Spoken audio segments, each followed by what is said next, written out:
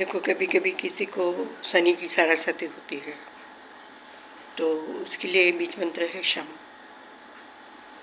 तो एक बार हम जब ये चिखली जाते थे सुरेश के पास, तो उन्होंने बताया मेरे मिस्टर को कि प्रफुल्ल भाई, आपको एक सीक्रेट बात बता रहा हूँ मैं। तो ये गुजराती में कहेवाय पायखाना। तो આપણે બાથરૂમ જતા હોઈએ ઘણી વાર, તો આપણને એમ થયું પછી મંદિર જવું હોય તો આપણે વિચાર કરીએ હવે નથી જવું, કારણ કે આપણામાં મંદિરની પવિત્રતા પર પેલું વધારે પડતું જરા મહત્ત્વ આપતા હોઈએ છીએ. તો એમને કહ્યું કે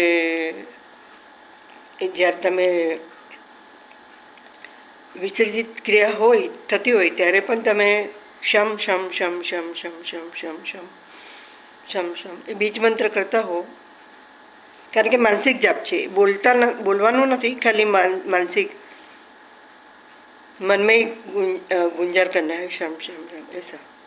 अभी तो बताना है तो मैं शम बोला, लेकिन जब भी वो कोई भी क्रिया हो अपवित्र मान सकते कि वो जगह ठीक नहीं है, लेकिन फिर भी क्यों परमात्मा के लिए कोई भी जगह पवित्र अपवित्र नहीं होती है. वो परम तत्व है, वो सबसे ऊपर है.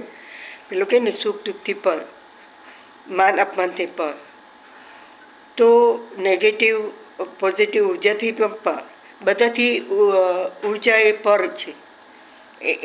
એને કંઈ લાગતું વળગતું નથી. તમે શરીરની અવસ્થા શુદ્ધ છે કે અશુદ્ધ છે, તમે મરણ શય્યામાં બેઠા છો કે તમે સ્મશાનમાં बैठे છો, there is no important about place, है ना. तो सम सम करने से ज़्यादा वो प्रसन्न होते हैं शनिदेव.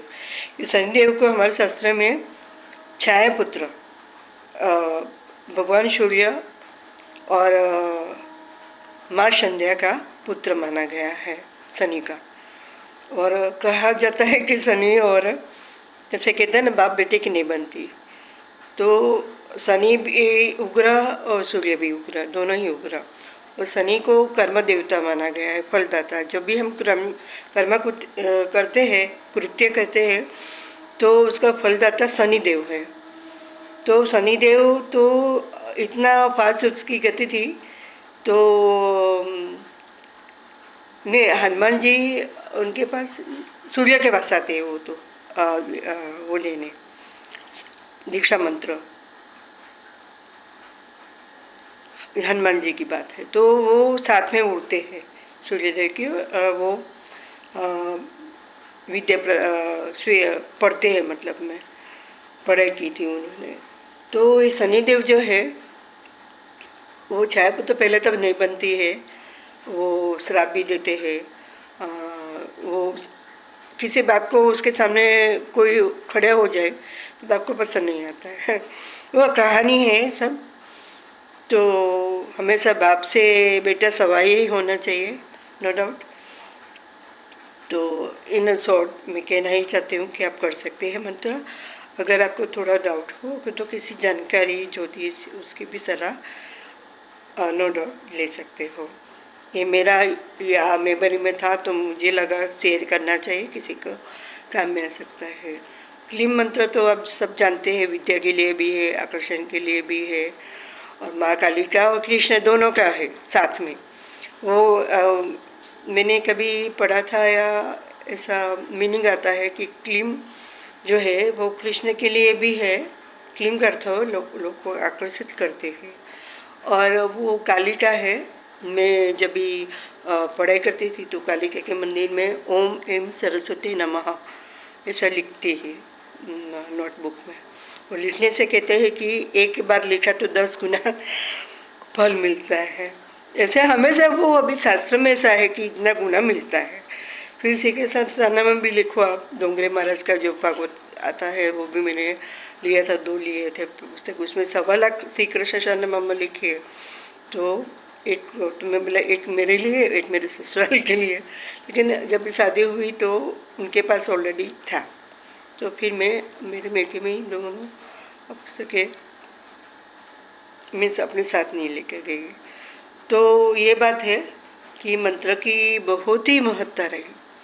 और सपना में भी जैसे समझो ना कि आ, वही प्रदक्षिणा हम करती है भगवान की, मंदिर की, बाह्य मंदिर की, तब सपने में तो अभी भी देखो, अभी धारणा में अलग हो गई ना कि भगवान कोई साकार रूप में दर्शन देते हैं हमारे भाव के अनुसार। लेकिन अभी जब जब भी समझो ना रामकृष्ण को ज्ञान हुआ तो फिर उनको प्रकाश रूप में होता है।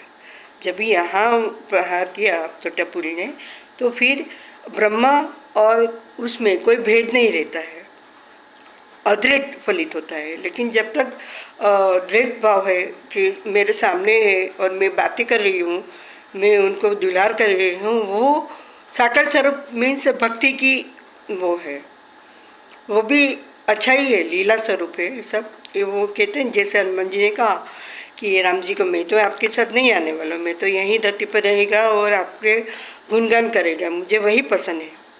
और मैं आपका नाम जब भी उच्चार करेगा तो आप स्वयं अपने आप आ जाएंगे। नाम में इतनी शक्ति है कि जो निराकार है वो साकार रूप में आता है, उसको भक्त की इच्छा अनुसार वो दर्शन देते हैं। थोड़ा हम गणु 13 अपन जय लगे मेरा हरिओम तस्य जय विष्णु।